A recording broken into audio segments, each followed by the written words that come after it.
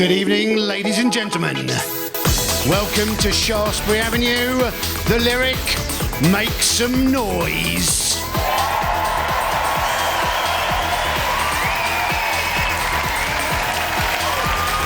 Oh yeah. A few cheers and some of the more middle-class members of the audience having a little round of applause. So, ladies and gentlemen, without any more messing, would you please welcome to the stage a man who has to do his own off-stage announcements. Ladies and gentlemen, Mr. Andy Parsons.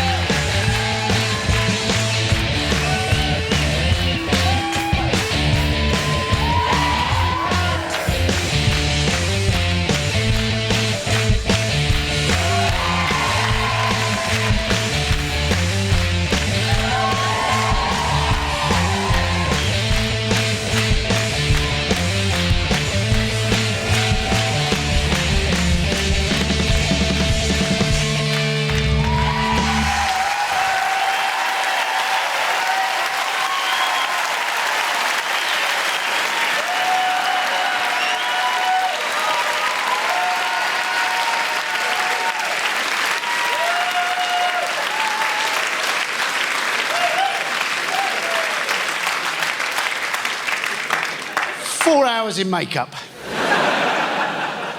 Good evening, ladies and gentlemen. Welcome along to the lyric. It is lovely to be here. I have been on tour around the country. It is nice now not to be in a theatre when I've been sandwiched in the brochure somewhere in between Sing Along a Joseph and Fifi and the Flower Tots Live. It is always a bit galling, especially when Fifi has sold more tickets than I have. But it's lovely to be full tonight, ladies and gentlemen, and lovely to see a lovely front row, some of the finest people you could possibly want to have. 3 city boys, I'm guessing, who've currently got 2 pink shirts on, a white shirt. They've all rolled their sleeves up, taken off the tie and the jacket, thinking he won't take the piss, he'll never know.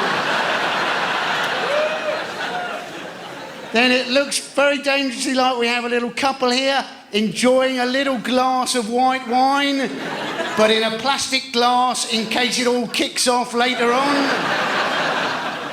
Then a lovely couple who are holding on to each other, weren't sure that they were going to be in the front row, are in the front row, and are now thinking, if we hug on to each other, it's like Titanic for you, isn't it? And then maybe another little couple at the end here. I'm not so sure. They're looking at me a little bit wryly, as if they think they should be in We Will Rock You, and they've got the wrong theatre. It is weird when you look at your front row, ladies and gentlemen. You know, some of them are there looking up at you with big eyes, big faces, lovely smile, keen to play. And others of them are looking down at their feet going, fuck. I thought we were in the balcony. And those, of course, they're the ones who are most fun to play with. They're all looking at me now, ladies and gentlemen. You know, British people, we're not that keen, are we, to talk to strangers? At the moment, for the front row, it's like they're on the train and I'm the carriage nutter. But let me assure you, ladies and gentlemen, there have been nights when I've walked out on stage, I've had a look at the front row and I've thought, goodness me, this train is full of nutters. Let's start with you, sir. What is your name? Andrew, that's a very good start. I'm warming to you even more, Andrew. How many in your posse tonight? Just the 2 of you, eh? Is there a bit of romance there, Andrew? Yeah, how long have you been going out?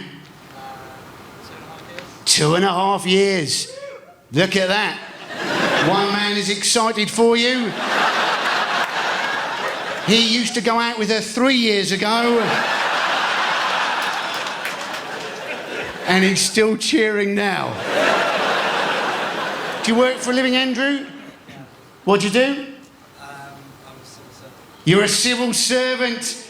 Here we go. Lady in the third row was going, oh my goodness me. He didn't want to say that. We're all slightly curious now as to what part of the civil service he works for. And when you say you work for a living and civil service, we're all thinking, I'm not sure that those two necessarily go together. So what do you do for the civil service, Andrew? I work at the Foreign Office. You work at the Foreign Office. Yeah. We've got a few illegal immigrants who've had a few problems with you.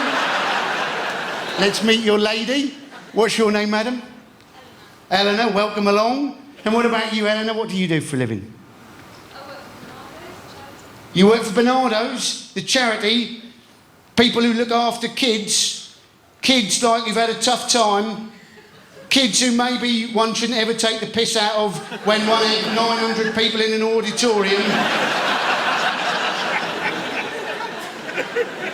What's the betting when you two are in an audience together again? You, Andrew, if asked first what you do for a living, you'll be going, I work for Bernardo's.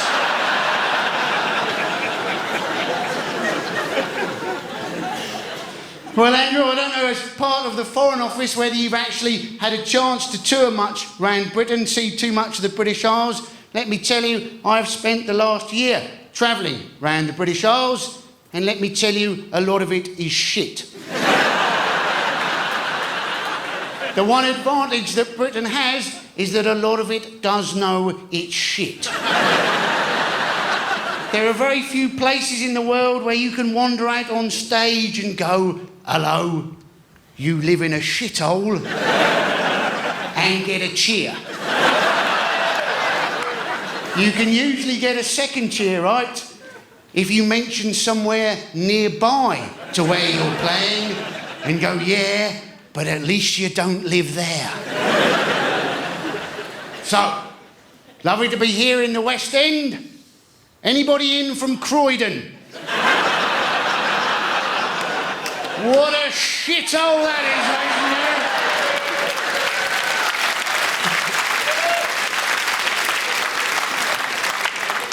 isn't it? They also do say that comedy is the new rock and roll. Now, let me assure you, right, comedy is not the new rock and roll. With rock and roll, you get a tour bus, you get drugs, and you get groupies. With stand-up comedy, you probably get a hatchback, maybe a Red Bull, and if there are any ladies present, they're usually called Jane, and all they usually say is, turn around when possible. Sat-nav.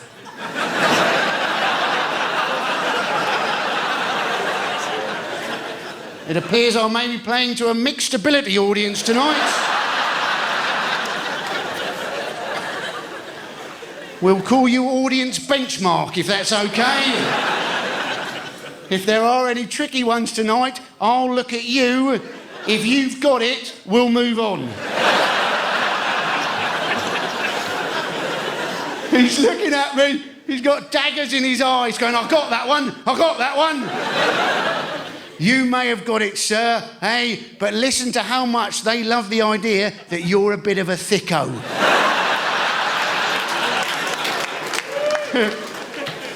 So let's meet you. What is your name? Peter. Peter? Dieter. Dieter? That's a great name for a lady. We haven't got time, sadly, to meet you all, but why don't we have a look at some of you coming into the auditorium this evening? Oh, yes. Here we go. Oh, a couple of you may recognise yourselves there. That's a lovely... Shall we sit here? Shall we? Oh, all right then, yes, let's sit here. No, not here. No, I don't know. Yes, no, we should. That's a better idea. Oh, there we go. That was a bit uncomfortable, wasn't it? Let's have a look round, see if there's anybody better to sit with. Shall we? I'll just put my stuff away. Oh, let's get drunk. That's the only way to enjoy comedy. Let's see, I'm slinking in there. Here we go. Oh, yes.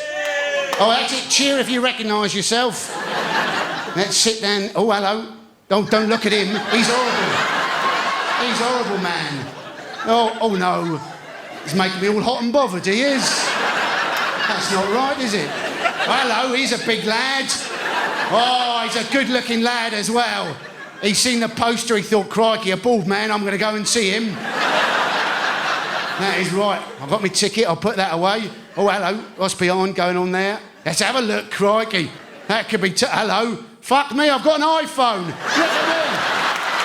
Let me show you. Hey, I can take a picture of myself and everything. That's how vain I am. Look at me, I'll pose for it. There's a great shot. Oh no, is that you? You're not looking... No, it doesn't look great. Oh, hello. Maybe that's a better one. There we go, lovely. Oh, yes. Oh, hello. Hello, I've been working out. Oh, yeah. Hello. Lovely bit of leather there. Oh, look at that. Look at my muscles in my lovely T-shirt. Oh, I'll show those. Hello. Oh, I don't know what to make of him. Oh, crikey, he's leaning over and everything. He's a bit muscle-bound, isn't he? Oh, I'll have a quick pray. That'll help. Here we go. Some people coming in now. I'll just sit down there. Oh, hello. Where are my friends? Where are my friends? No, don't go over. Don't go over. Oh, well, it's a Grand National. Are you going to go over? Don't go over.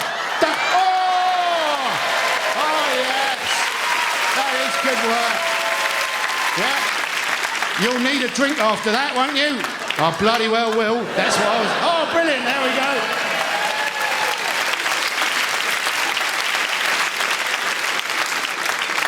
Now, my guess is your immediate human reaction is... I'm glad I turned up slightly later. These front row boys are going, yes. And you, madam, the star of the show. What a little bit of high jump that was. Your friends were waiting there with the drinks, ready for you to immortalise you. And I'm looking now for the gentleman with the iPhone. Welcome along, sir. There we go. Let's meet you, sir. I like the look of you, you and your gadgets. What's your name, sir? Ian, we know that there's only 2 in your posse. What were you showing on your iPhone there, Ian? Were you showing a particular application? Were you trying to get it to work? And how did you get on with that? Not too well. Not too well. Lucky, because it's my copyright. What about you? What do you do for a living? A bank.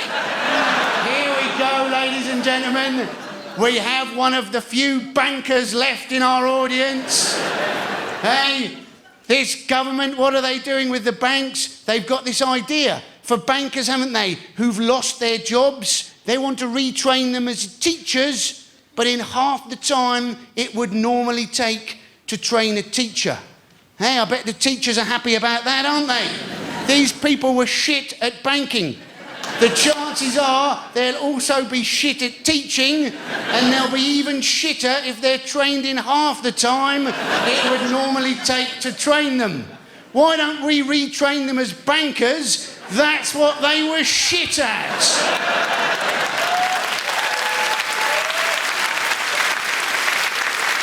Do we have any teachers in tonight? Oh, there's somebody pointing one out there. There's a few kicking around. I thought you were doing it for you, but you were just airing your shirt there. You'd done a little guff and it had snuck round the side.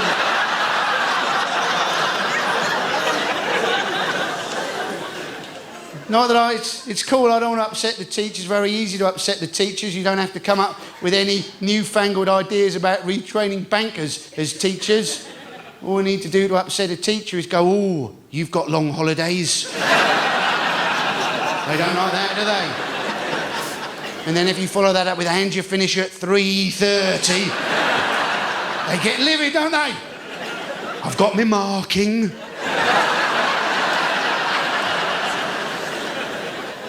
I was thinking, wouldn't it have been brilliant if we'd realised how easy it was to wind up teachers when we were actually at school? All right, class, what's the capital of the Czech Republic? I bet you know, don't you, miss? I bet you've been there on your long holidays. I've got me marking. I suppose, though, before I have a go at anybody else, ladies and gentlemen, I should tell you a little bit about myself. I did get an email recently from a lady who said she'd only ever heard me on radio and was surprised to find out when she'd seen a picture of me that I was bald because I'd always sounded like I had hair.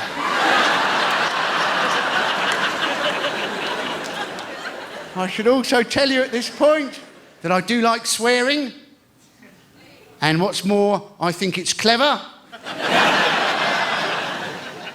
And I think I can prove it, ladies and gentlemen. There is a philosophical device known as Occam's razor, which basically states if you've got 2 or more possible explanations for any given set of circumstances, you should always take the simplest explanation. Now, why does Peter Mandelson say the things that he does? Well, the simplest explanation is that he's a cunt.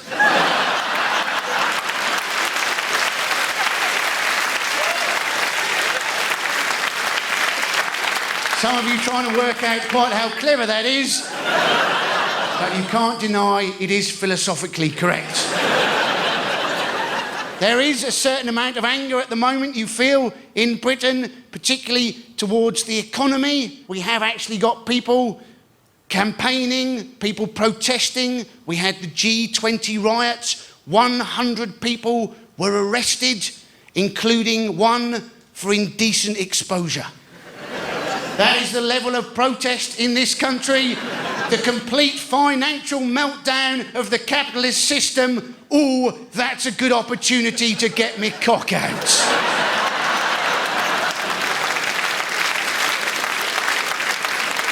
But the police, they're very worried that with the credit crunch, they think that there is going to be a middle-class revolution, they say, aimed at the bankers and the banks.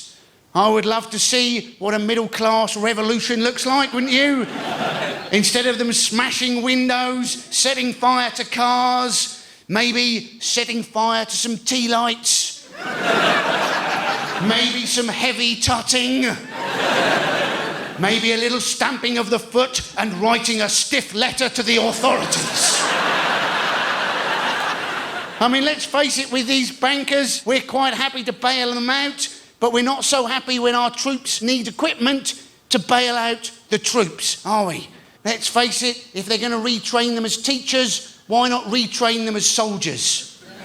That'll snap those bankers out of their complacency, won't it? And they'll have the added advantage that a lot of bankers seem to have got their own helicopter.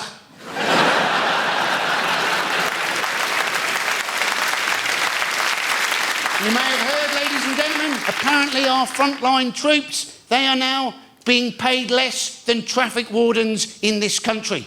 Now that seems to me the obvious solution. Let's get some of those traffic wardens out on the front line. Hey, let's face it, we hear a traffic warden's been shot in Afghanistan. We're going to give less of a shit, aren't we? And they're not without military potential, those traffic wardens, are they? They're very good at being, you know, somewhere where they can spot people but not be spotted themselves. Those Taliban will only have to leave their vehicle for a moment. They'll be right on them. Oh, yes. I sense this middle-class revolution picking up a pace now. Because there was still anger at Sir Fred Goodwin, wasn't there? This is the man who was knighted for his services to banking. He then lost £24 billion. Surely he should lose his knighthood, and shouldn't we have awards for people who've done a disservice to this country? Yeah, we've got OBE, MBE, how about ABE? Arse of the British Empire. MABE, massive arse of the British Empire. PUBE, piss poor underachiever of the British Empire. Pube. Yeah. You've got to go along and see the Queen, and she presents you with a little soap with a little curly hair pressed into the middle of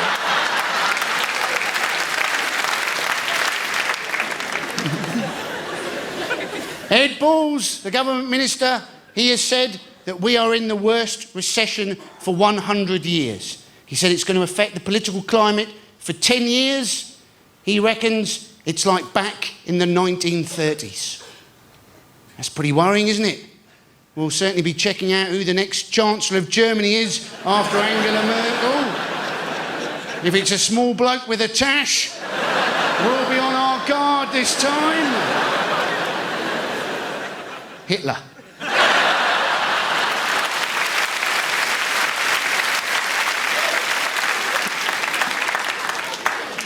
But yes, we have had various Foreign Office problems.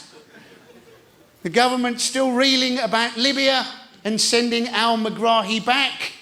Now, you're thinking maybe they should just have come clean with us to begin with. If they'd said he's got weeks to live, if we send him back before he dies, you'll all get cheaper petrol, I reckon a majority of Britain would have gone, quick, send him back.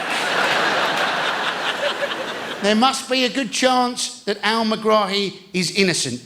Right, the chief prosecution witness, they were paid $2 million by the FBI to testify. They were then shown a picture of al-Megrahi, and then later on, they managed to pick al-Megrahi out in an identity parade. That is not justice, right? That is a high-stakes version of the board game Guess Who. It is instructive, though, to notice what's happened, the difference between Colonel Gaddafi and Saddam Hussein, two different reactions to weapons inspections. Obviously, Saddam was a bit stupid to pretend he had weapons of mass destruction when, in fact, he had sod all. That would be like pretending you're a black belt at karate when, in fact, you suffer from osteoporosis.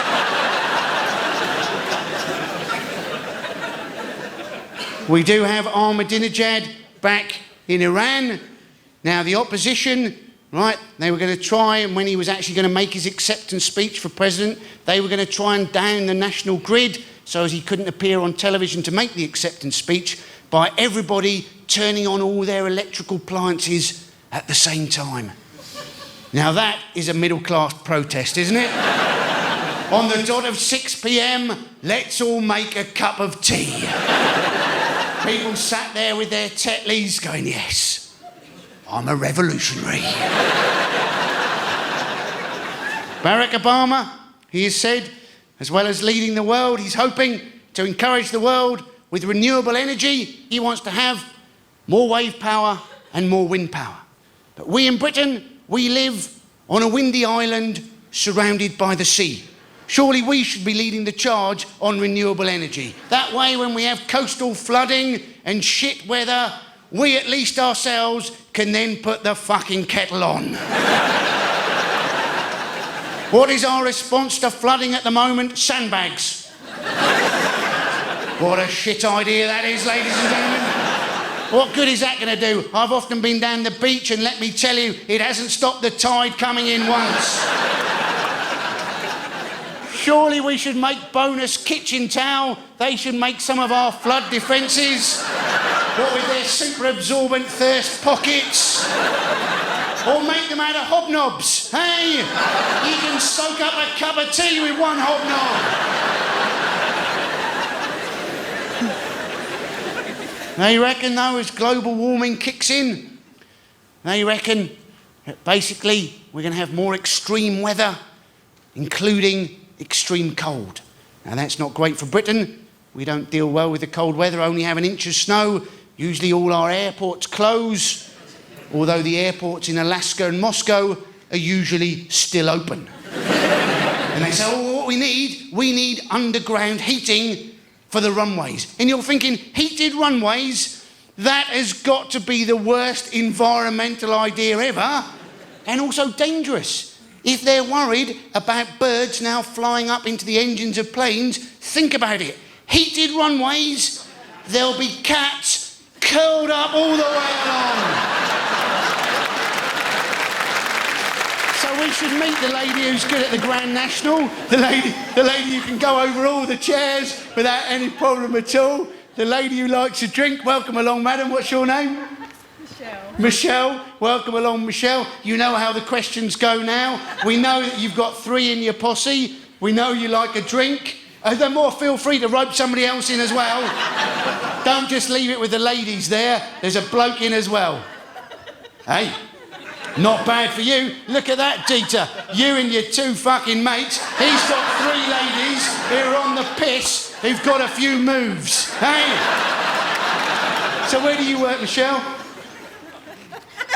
She's having to check with her mates.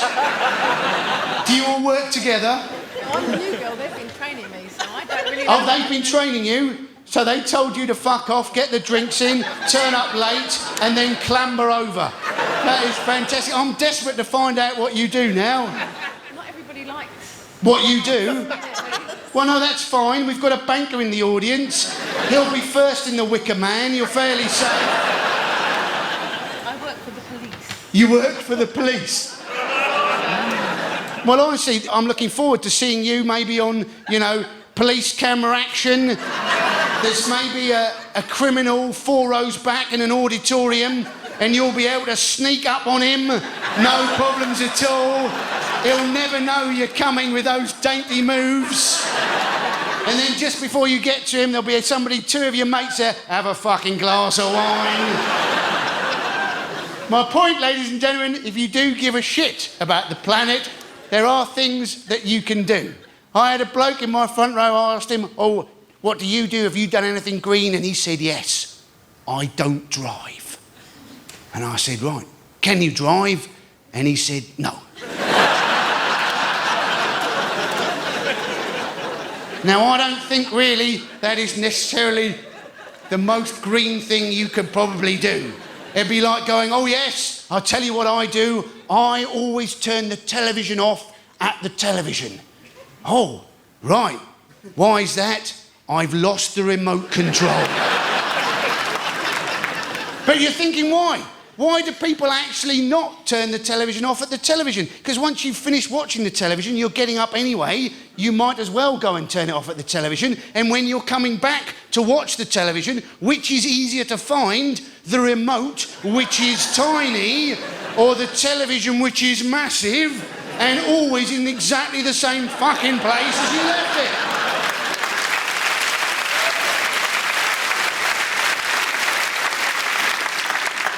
And apparently, a lot of it's to do with carbon dioxide emissions.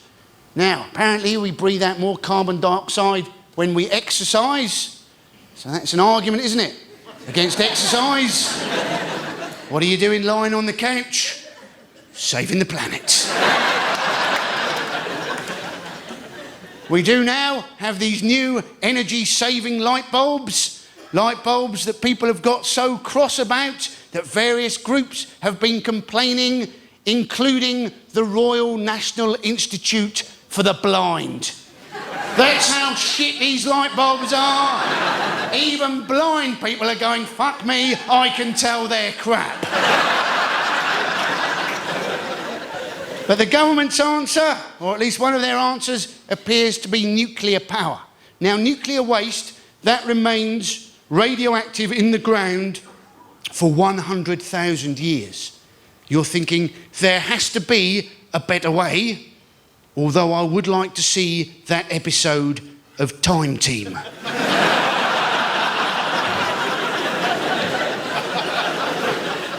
Labour's election slogan is going to be apparently go forth. Now you're thinking, that is a bizarre slogan, isn't it? When most people associate go forth with the phrase go forth and multiply, which is a polite way of saying fuck off. You look at Gordon Brown now and you look at pictures of him in 1997, oh, there's a big difference, isn't there? He's ageing in dog years, that man. One more crisis, I think his hind legs are gonna go. He's had a string of problems, not least the MP's expenses with Jackie Smith and her porn films. You've got to feel sorry for the husband, haven't you? He was bound to watch porn, wasn't he? She's never there. She's always at her sister's. He'll be there thinking, well, she's away working for the government. Surely I should be able to get a tug on the taxpayer. And then we had all this stuff about moats and duck houses. The worst one I saw, right? There was one MP who'd claimed for his hedge being trimmed around his helipad. And you mean, what on earth have you got a hedge around your helipad for? And surely, if you used your helipad often enough, it would fucking trim it for you.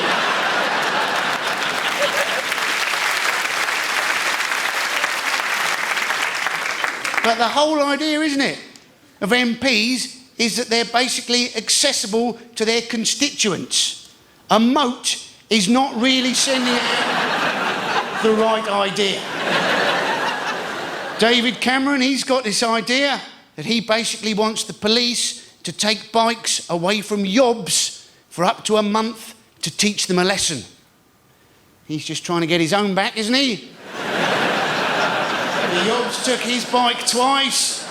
He wants a bit of tit for tat.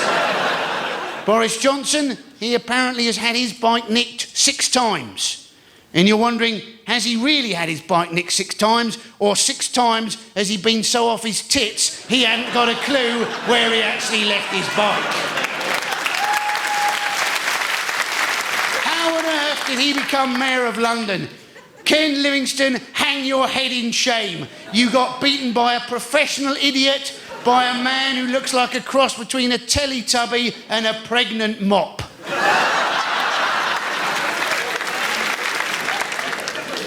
But I was thinking, if David Cameron's so keen to have a go at yobs, surely he should be having a go at himself, because he, yobbishly, drove the wrong way, you may remember, on his bicycle up a one-way street. And I was thinking, oh, to have been a motorist going in the other direction. Imagine that going through your head. Oh my God, there's a sign. Hang on. It's David Cameron. This has got to be worth jeopardising my no claims bonus for. You may have seen he did use the word twat recently on a live radio show, because he didn't know that in fact the word twat was a swear word. In which case he's both a quim and a poontang.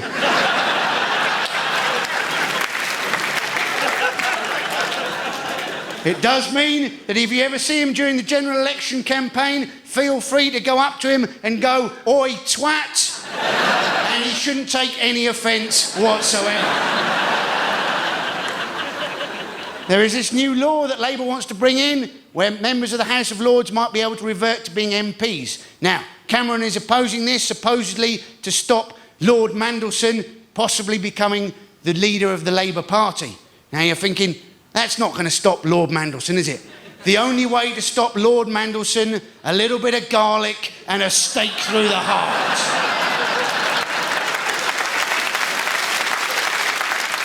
We have also had all this nonsense with swine flu.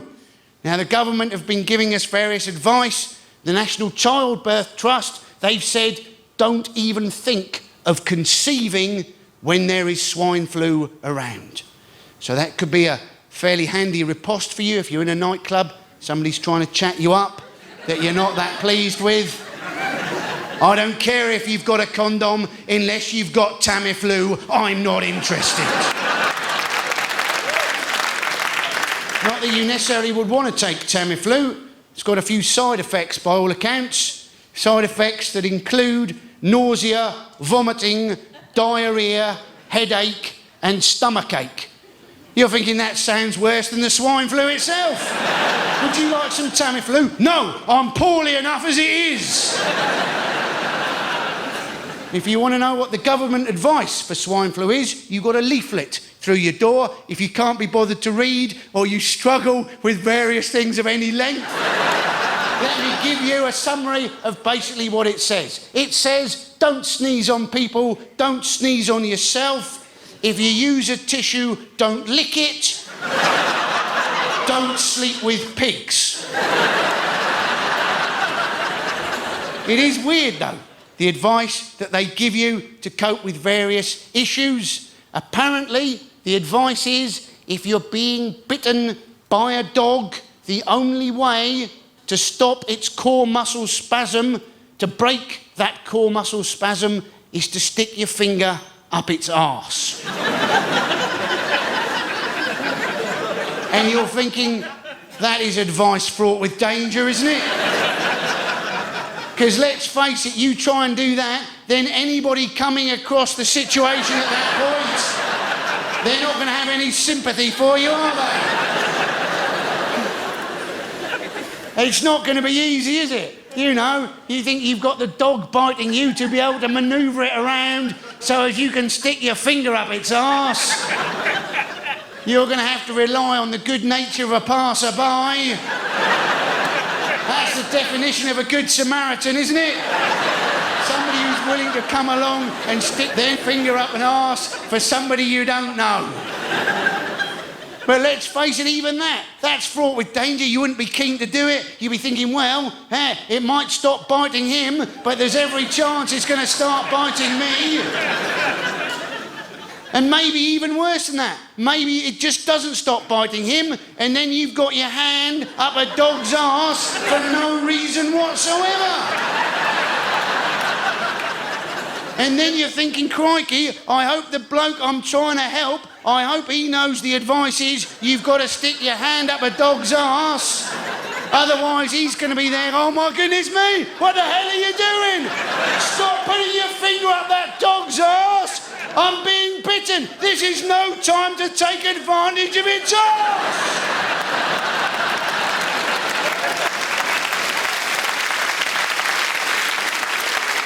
How are you, police lady? Lady, that's it, empty glass. There we go. Ladies. I was just talking to the lady I've been talking to earlier. Feel free. I mean, I did, obviously, there were three of you and the gentleman at the end. You're a team, are you? You're the loud one of the team. So let's meet you, madam. Why not? She's now offering me out, ladies and gentlemen.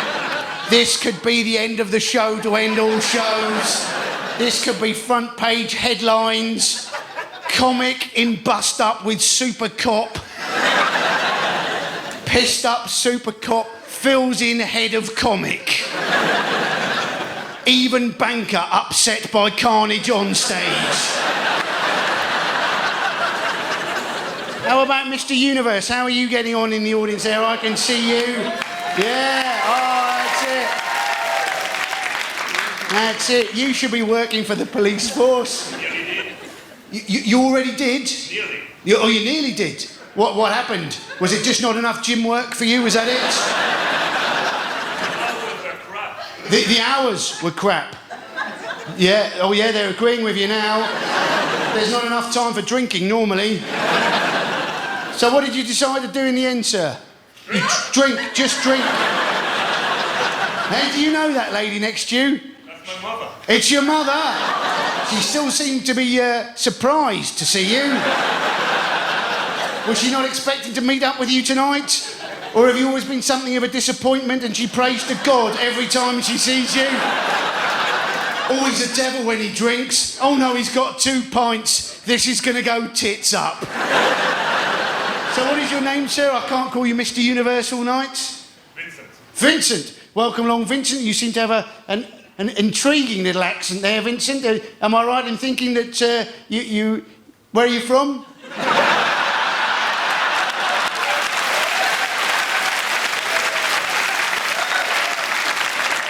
I don't want to show me cards too early, ladies and gentlemen. Where are you from, Vincent? Who do you guys hate the most? Well, I mean, it's a long story. Basically, if this audience is anything to go by, number 1, bankers. Number 2, traffic wardens. And number 3, the pissed up lady from the police force. Service, there we go. Because that's going to endear yourself to 900 people, isn't it? Is it the police force? No, it's a service. Does he know nothing? Fuck it, I'll have another drink. I mean, I could go for some casual racism, sir. Should I mention penalties and then go on to World Cups? Is that where you're heading, sir? Sorry, mate, I'm French. You're French, are you? So Vincent, really, you could have fucking helped me out there. You don't even speak your own language that well, do you? Isn't it embarrassing, though, Dieter, when a French man is getting the jokes you can't fucking manage? The government, though, apparently they are worried that with the credit crunch coming in, they're thinking that maybe obesity is supposedly on the increase because we're all trying to cheer ourselves up with comfort food. But on the flip side, apparently divorce is going down because people can't afford to split up. Yeah. So you've presumably got couples going, oh, let's not argue, have a donut.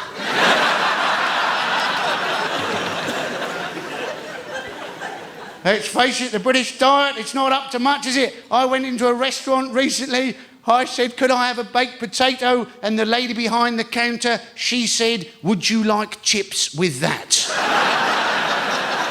I then saw a bloke in the same restaurant, right? He had chips, baked potato and rice all on the same plate with a bread roll on the side. Is it any wonder that Jamie Oliver does his nut on the British diet when a lot of people's idea of 5 fruit and veg a day seems to be all in the form of potatoes? And then we have other people who prefer to wander around wearing fake tan, looking all orange. I met some of the cast of EastEnders recently, and let me tell you, they had met the man from Del Monte. And he said, yeah. It's usually the women, isn't it? I mean, why? I've never met a bloke who goes, oh yes, I really like her, if only she had skin that was a bit more like a carrot. What I love is when the two of us go back to mine, we turn off all the lights, and she's got a face that glows in the dark.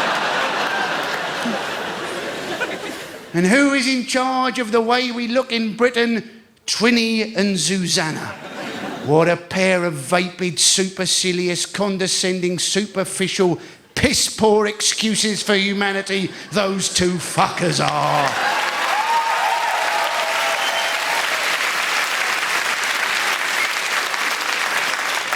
The middle-class revolution is back on, ladies and gentlemen. How dare they tell us what to look like? Have they not had a look at themselves? One of them looks like a stick, the other one looks like a blob, and they both look like horses, although one of them's eaten all the fucking sugar cubes. We do know that TV is influential. If you wanted proof that television is influential, you have to refer back to the Karen Matthews saga. She was the one, Shannon Matthews' mum. She basically said she got the idea of hiding Shannon, trying to make money from it, from watching an episode of Shameless. Now, Shameless, for those of you who don't know, is a Channel 4 show about an unemployed alcoholic with 9 children. It's fiction. It's not aspirational.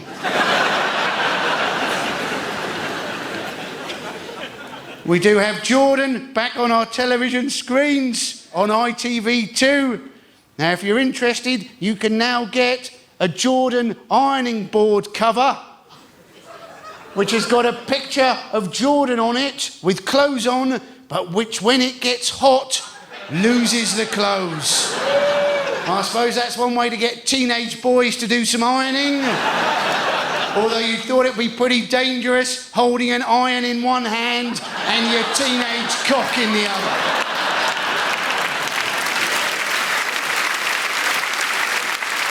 And I was thinking, now that Big Brother has gone, maybe Channel 4, they can do us a favour. For the last series of Big Brother, let's not let only, say, 12 people into the house. How about we build a much bigger house, and this time we let in everybody who applies? Yeah? And instead of voting them off one by one, we vote them all to stay in there, and they're only allowed out one by one when they've done something worthwhile. We call it Britain's Got More Talent because we've locked up a lot of shit.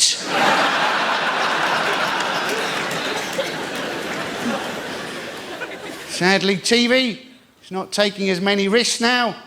Post the Russell Brand Saxcake saga. Let's face it, we've all misjudged a prank phone call. I know I have. You know, when you come in pissed after a hard day with the police service. You think, oh, well, make a funny phone call. Phone book. Funny name. Squirrel, a mister. You phone them up, the answer phone's on, you think, oh, never mind, I'll go bed. Now, of course, they've got last number redial. Sometime the next day you get a call back. Hello, Anthony Squirrel here. Fuck. I believe you called last night. What was it you wanted to say? Well, what I wanted to say was, is that a squirrel? Is that a squirrel? Eek, eek, eek, eek. Where have you hidden your nuts? But it's sort of lost some of its impact now.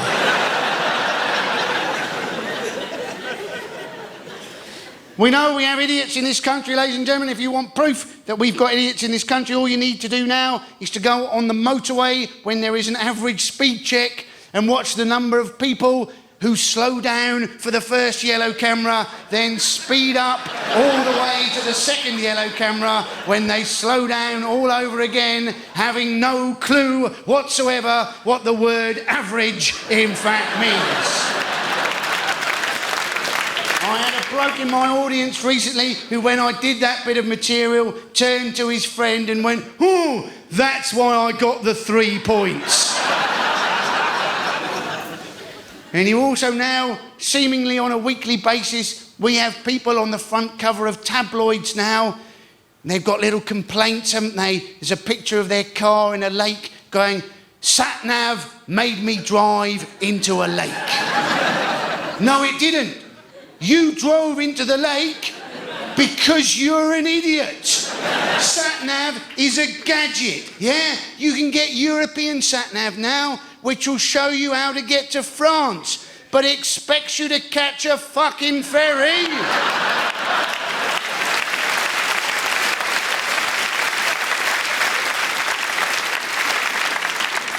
And then we've got all these motoring shows, haven't we?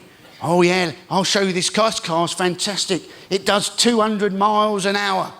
And you're thinking, don't show me cars that do 200 miles an hour. I'm never going to be able to do 200 miles an hour. Why don't you show me a car that's good in a traffic jam? Yeah, maybe one with a padded steering wheel so as I can bang my fucking head on it. Maybe one with some hydraulic suspension that can lift me up above all the other cars so I can actually see what the problem is.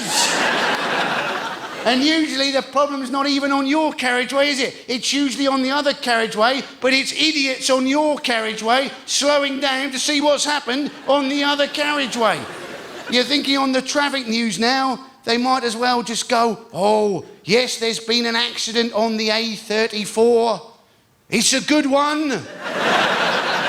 Flames and everything.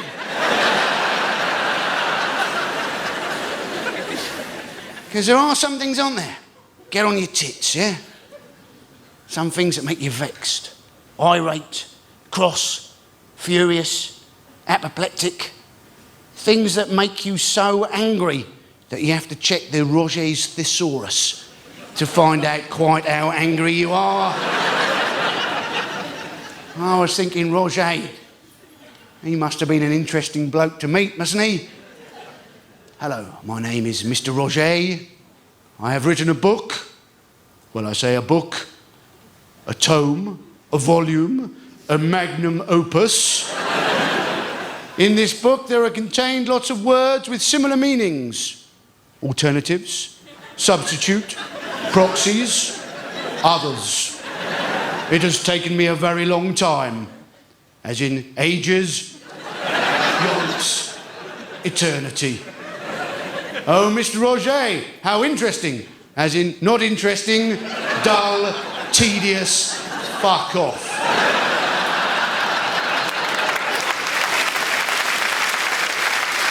Vincent, what about you? Is there something that annoys you?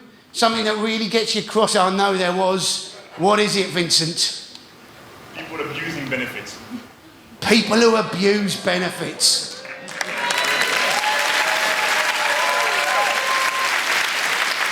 We found a new mayor of London, ladies and gentlemen. People on benefits. Did you hear? Apparently we have 2.5 million people in Britain on incapacity benefit. But look on the bright side, it does mean we should have a cracking Paralympic team. Have the police people... Did she just spit on your head? So if I came to you now and asked you what got on your tits, would it be members of the police service gobbing on your head? So you've got this part of your training coming up later on, have you, Michelle?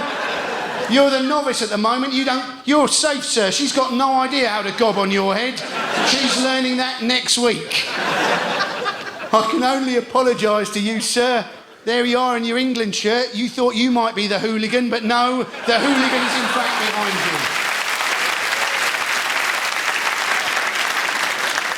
But ladies and gentlemen, I've asked several people in my audience what they really gets on their tits. Somebody said, oh, I'll tell you what gets on my tits. Fat people on mopeds.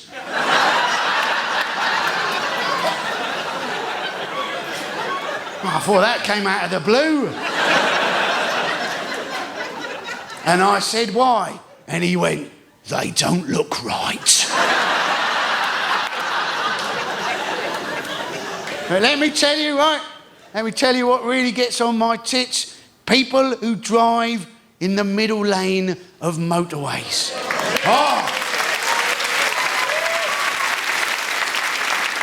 Me and Vincent together, the dream ticket, ladies and gentlemen. Let's face it. They say, oh, well, I'm driving in the middle lane, I feel safer. How can it be safer when everybody coming up behind you drives like an idiot because you're in the wrong lane? They're there flashing you, you know, overtaking on the inside. I even saw one bloke who overtook on the outside, then slowed down, undertook on the inside, overtook on the outside. He was doing a fucking donut around the block.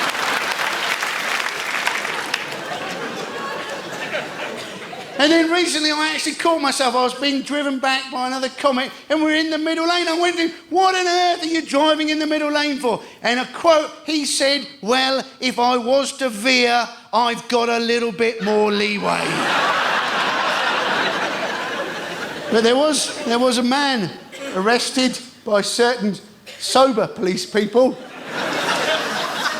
There was a man who was arrested, and a member of the public had reported him, right, speeding on his bike. And the police thought, oh, well, we better go and have a word with him. They got the number plate. They went and knocked on his door, right? And before the police could actually say anything to him, he said, is this about the YouTube video? When the police had no idea there was a YouTube video of him going 130 miles an hour. I bet the police wish everybody was that stupid. Pull somebody over for speeding. Ooh! Is this about the body in the boot of the car? You may have seen there was a lady who breached her ASBO, got sent to prison recently for having sex too loudly. Hey, I bet her boyfriend was down the pub that night bragging to his mates, wasn't he? Hey, I showed her such a good time, she's now in prison. There's a charity, Witness Charity, they want to stage mock muggings in the street to encourage people to get involved when something happens, there's street crime or whatever. They say you don't actually have to physically get involved. Maybe get out your new iPhone, and if you can work out exactly how the functions work, take a photo. And you're thinking, well, that could be maybe slightly dangerous if they're mugging somebody for their phone, getting out your own phone may not be the best idea. Oh, I've got the phone. Hang on, there's another one over here. We have people in this country, 1 in 3 people apparently in this country think Princess Diana was killed by the government. Specifically, people think that Princess Diana was killed by Prince Philip driving a Fiat Uno.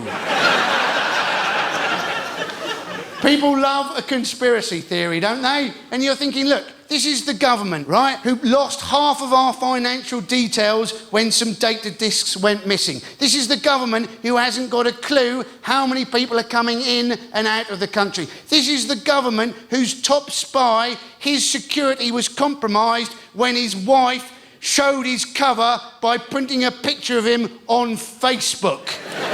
You're thinking if this government wanted Princess Diana dead, she'd still be alive and Prince Philip would be missing.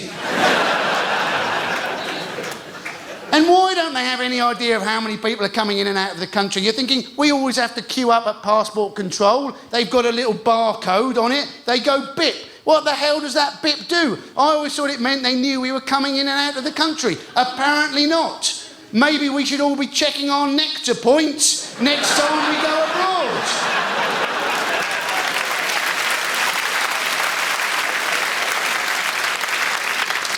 We have now, apparently, a population coming up to 61 million. Now, part of that's to do with immigration, but a lot of it's to do with the fact that we have the highest rate of teenage pregnancy in Europe. Yeah? We have 26, apparently, births per 1,000 teenagers. Germany have 11. Sweden have 7. And for those of you who are interested, Holland has 5.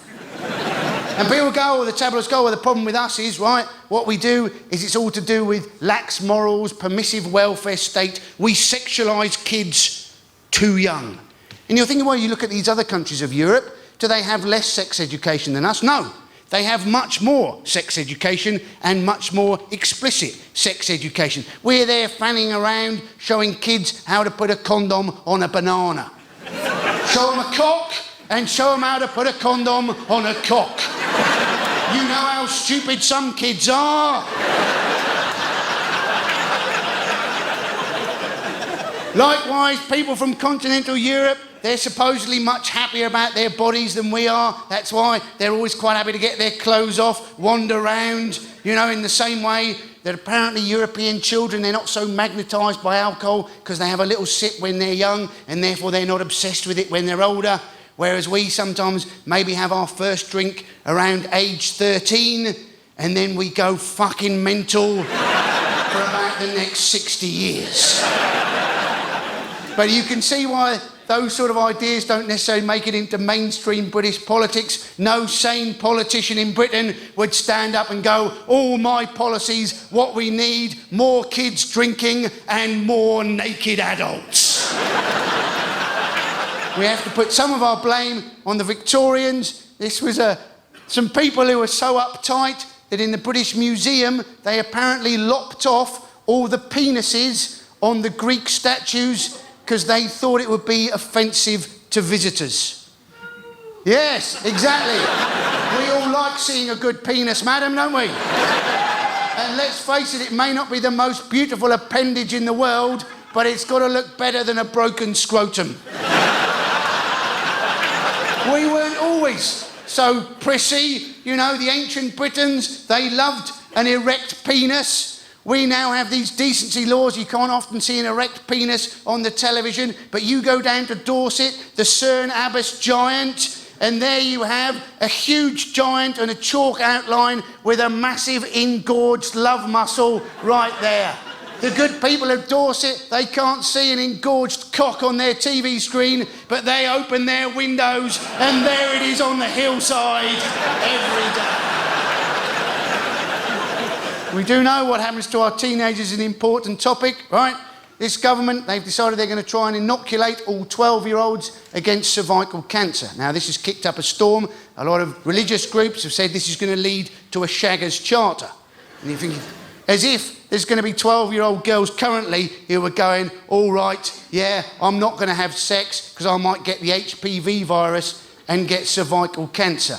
You're thinking most 12-year-old girls probably haven't got a clue what HPV is, and probably a lot of them would struggle to work out what a cervix was. If you said to a 12-year-old, what's the relationship between HPV and a cervix, I bet you'd get some hilarious answers. Is it that lorry drivers drive an HPV and every year they've got to take it in for a cervix?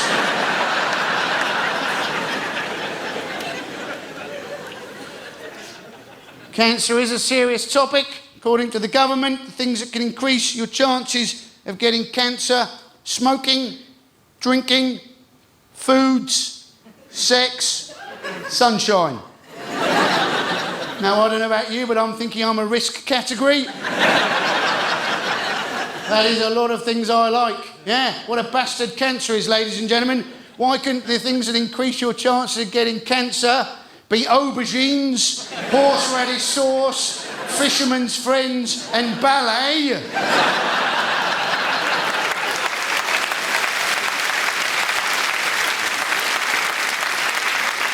Tony Blair, though, he was a big fan of faith schools.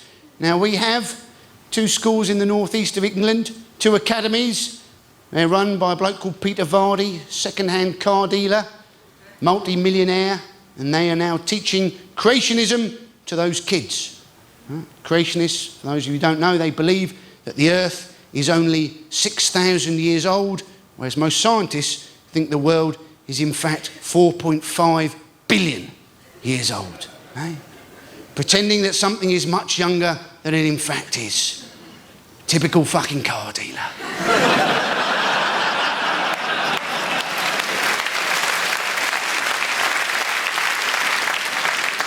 But Richard Dawkins, he says he's fighting back. He describes himself as a fundamental atheist. And you're thinking, well, however fundamental the atheists are, they're never quite as fundamental, are they, as the people who are into religion. I've never heard of an atheist who took it so seriously that they made sure they saved 5 minutes at the end of each day so as they could kneel at the end of their bed to say nothing to nobody. People who are such fanatical atheists that they formed groups, such things as Nobody's Witnesses, so as they could spend the entire weekend knocking on people's doors, going, hello, can I talk to you about fuck all? And I suppose the key, ladies and gentlemen, all we really want to do is to be happy, don't we? Now, apparently, as we've got wealthier, we've got no happier. The reason being, we don't actually seek wealth. What we seek, relative wealth, yeah? When those people around us, apparently when they've got more than us, that makes us feel unhappy. Now, the moral of that story seems to be to always surround yourself with losers. None of this striving to be the best. Strive to be slightly better than the shittest person you know and stick fucking close to them. We apparently have the most jaded youths in Europe. The government is so worried they have now proposed happiness lessons. You'd want to pay attention in them, wouldn't you? You wouldn't want to be there 10 years down the line in a miserable little hovel all on your lonesome, going, oh, if only I hadn't bunked off double happiness. People think, don't they? People think that, I think this is the rise with reality TV. People think different things will make them happy. People think maybe celebrity, that'll make them happy. But let's look at Michael Jackson. He wasn't a happy man, was he? You know, this is, obviously they have now found somewhere finally to bury him. But you wouldn't want to live near that graveyard, would you? Somebody plays the Thriller music, you're going to freak the fuck out, aren't you? We do have more and more revelations coming out about him. He apparently, although he was teetotal, he did used to give kids alcohol in soft drinks containers and call it Jesus juice. You'll be thinking, oh, there's a few Catholic priests thinking there's a blinding idea. Apparently, when he was up on child molestation charges, he had to submit to have his penis inspected by LA police. George Michael had to submit to the same thing but he wasn't actually asked for his. But ladies and gentlemen, if you saw location described Middlesbrough as the worst place to live in the United Kingdom. Now, the mayor of Middlesbrough, he was so cross about this, he referred it to Ofcom, the TV regulator, and TV regulator, they found in favour of location.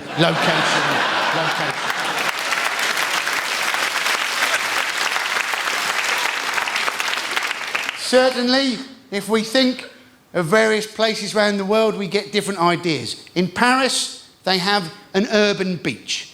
Now, we've decided to adopt this idea in this country. If you go to Nottingham, there is now an urban beach. But it draws up two different mental images, doesn't it? Maybe we think of Paris, maybe some sort of chic lady wearing a haute couture bikini, maybe Chanel shades holding a martini. We think of Nottingham, maybe we think of some girl in a bra and pants holding a gun and a pram. In the same way, we're nervous, aren't we? When we think of the Olympics in 2012 and we compare them to the Beijing Olympics, the most expensive Olympics there has ever been. For their opening ceremony, it was 21,000 fireworks, 14,000 performers, and a man flying through the air to light the Olympic flame. You're thinking Britain won't be able to compete with that. Maybe we go the other way. Maybe we have the cheapest Olympic ceremony ever. Paula Radcliffe in a clown outfit with a sparkler. Our sport is struggling a bit in various places, but we have won the Ashes. 3. 4 people give a fuck, and one of them's French, ladies and gentlemen.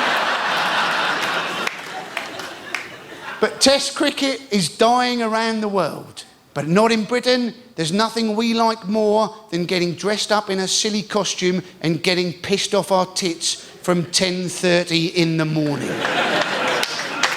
People go, oh, it's all boaters and bow ties. Now you're much more likely to see some inebriated Batman leaning on support with a pissed up Pink Panther. It's like a day out for Fathers for Justice.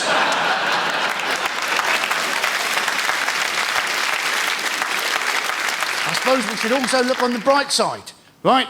We do have some entrepreneurs in this country. Richard Branson, a man who from next year is going to be doing Virgin Galactic. You're going to be able to go into space with Richard Branson. Now, for his first flight, he says he's going to take his entire family.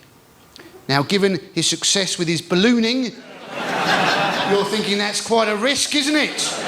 I'm just hoping he takes Simon Cowell and Jeremy Kyle with him. My first 2 nominees for the ABE, the MABE, and the PUBE.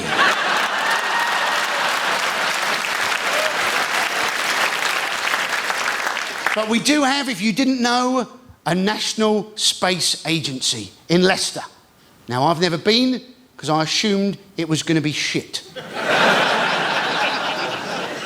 What could we possibly have in the British National Space Centre, right? You're thinking, do you go in and on there's a little map of the surface of Mars and they give you a little marker and you've got to put where you think Beagle 3 may have crash landed.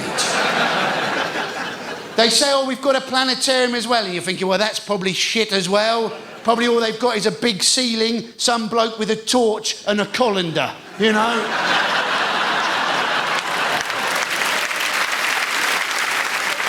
And I got a letter from the head of marketing at the National Space Centre who'd heard I'd been slagging it off on stage, inviting to give me 2 tickets to go and see what it was like for myself. Now, I've still not been, because I enjoy slagging it off too much. But I was thinking, isn't this brilliant? You know, what a great job this is if I can slag something off and get 2 free tickets. Which is why, of course, I've just had a go at Virgin Galactic. And who knows, ladies and gentlemen, maybe come 2012, I'll be able to lead out the British team wearing a clown outfit with a sparkler.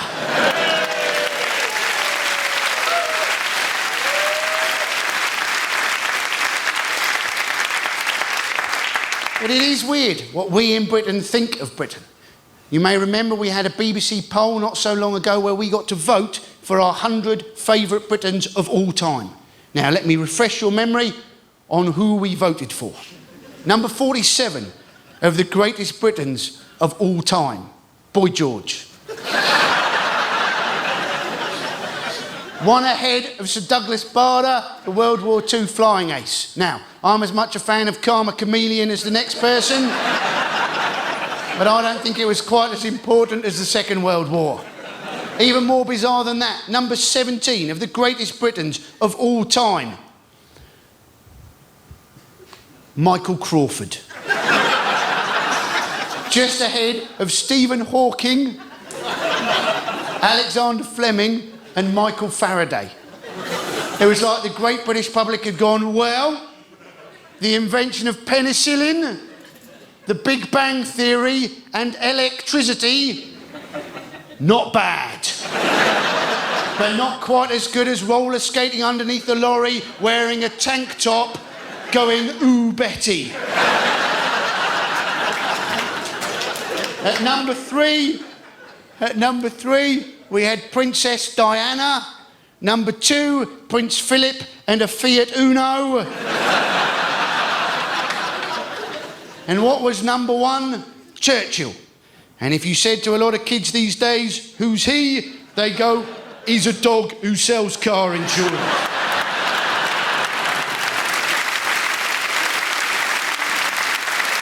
But ladies and gentlemen, this could all change, let's face it. Hey, when this middle-class revolution that the police are so worried about, aimed at the banks, maybe it can change. Maybe middle-class people will get themselves a balaclava and a shooter and storm into the banks going, yeah, this is a stick-up.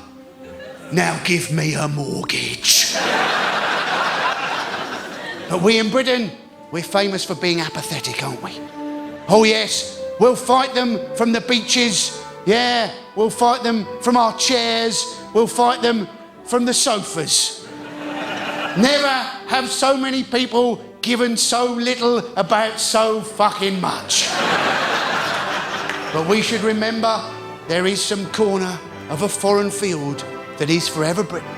And if there is, what do? Well, we'll probably build an allotment and have a bit of a potter.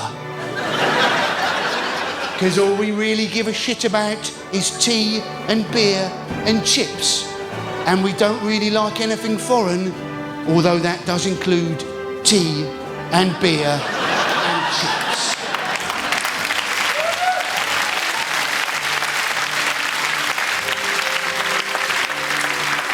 And people say, oh, well, the problem with Britain is we're too in the past, we're obsessed by the Second World War, we're obsessed with the royal family. We don't even have a modern royal family. And you're thinking, well, let's look at the facts. The Queen, she's got 4 kids, none of them got a job, 3 of them divorced, 1 of them's gay. How much more modern can you get?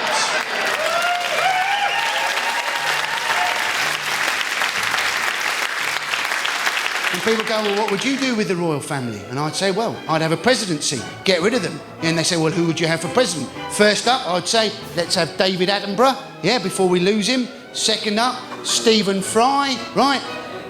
Third up, purely for ironic purposes, let's have Prince William. If only because I would love to see when he got elected, the look on Prince Charles's face. But don't get me wrong, ladies and gentlemen, I do love this country. This is my favourite country in the world, and I'll tell you why it's my favourite country in the world, because it's the only country in the world that I don't have to wander around with a stupid bum bag full of travel insurance documents. Wandering around Britain, where's my passport? Don't know, don't fucking care. I know which animals are going to bite me. I don't give a flying fuck what time the museum's open. Or what shape the electrical sockets might be. And I know that if I want to get some chocolate biscuits, I can get them, I know where to get them, and I know that when I do get them, I'm not going to knock over half the shop because I'm wearing a really stupid rucksack. Ladies and gentlemen, let's face it, if we're an idiot, elsewhere in the world, there's only one country that's obliged to take us back. Let's make it the best we can. Thank you, and good night.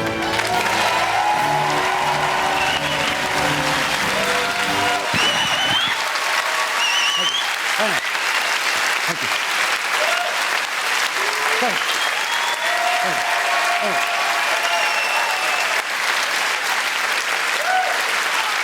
Thank you.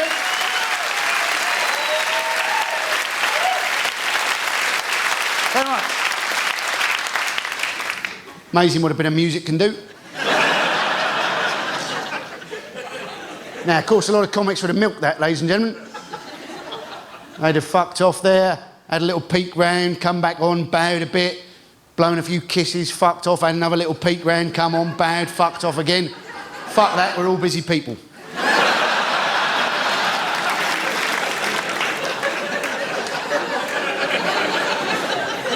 Thanks for inviting me back.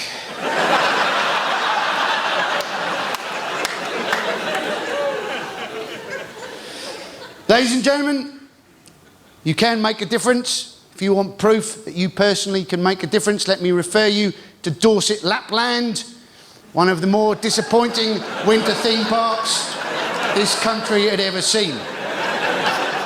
When 3,000 people were so angry that Father Christmas had punched an elf that they got it closed down within 3 days, having formed a Facebook petition. Quite how good they thought a winter theme park full of fake snow just off the M27 near Bournemouth was likely to be, I've no idea. I have been to see Father Christmas in Lapland itself, and let me tell you, it was shit there as well. But if you need further proof that what you do can make an impression on hundreds of people, ladies and gentlemen, let's have another little look at this. Here we go, ladies and gentlemen. Shall I go for it? Shall I? Oh, go on, you go for it. Here we go. All right. It'll look embarrassing if they ever film this. Okay, here we go. Oh, yes. Oh, that's lovely work. Take that alcohol back. That's good. Not quite as embarrassing as if you've been hypnotised next door to put your arm in the air for... No, there we go. I would like to thank you all for coming out tonight, ladies and gentlemen. Obviously, without you, it would have just been me swearing at a lighting technician. I am going to shoot off now, have a drink, maybe check the phone book.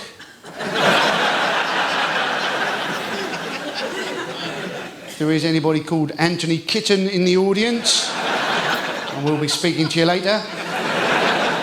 Is that a kitten? Is that a kitten? Woof. Come on, you know you're going to have a go, don't you? So, thanks to the people we've talked to, thanks to Andrew and Eleanor. How brilliant has Vincent been, ladies and gentlemen?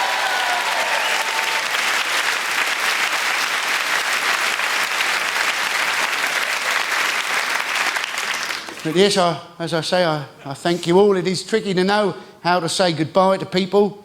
People, they don't just go goodbye anymore, do they? People always like to add an extra little sentence, don't they? You know, something like, drive carefully. Oh, thanks for that. I was about to drive like a fucking idiot. Look after yourself. Oh, there's a novel idea. I was thinking of twatting my head on that spike over there. Don't do anything stupid. Fuck me, you've just saved my life.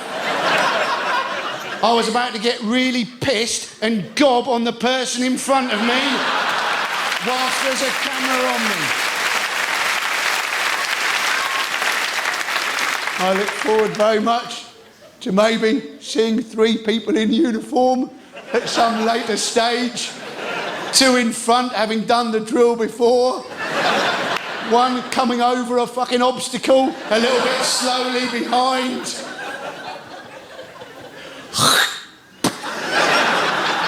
And this criminal with his little bag of swag over his shoulder, caught in a massive ball of phlegm, unable to get out. I'm guessing now you will all enter an auditorium a little more carefully, I'm guessing. You'll be looking round for cameras. Maybe if you've got an iPhone, maybe you won't be there trying to work out how it works. And if you want to make it to the second row, you'll just sidle all the way up, rather than pretending you are Red Rum at the National. Thank you and good night.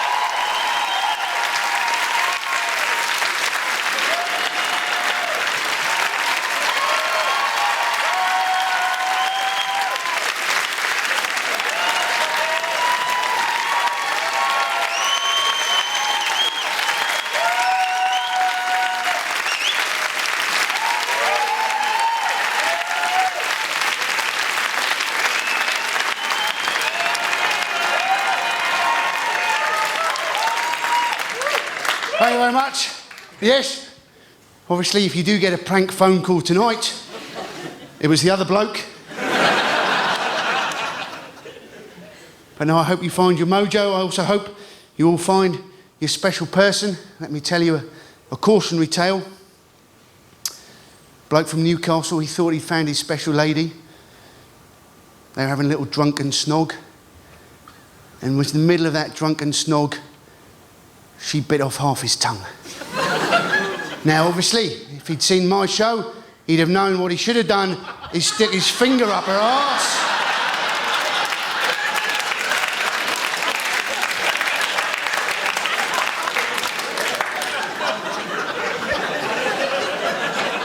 Ladies and gentlemen, that has been my 90 minutes work done for the day.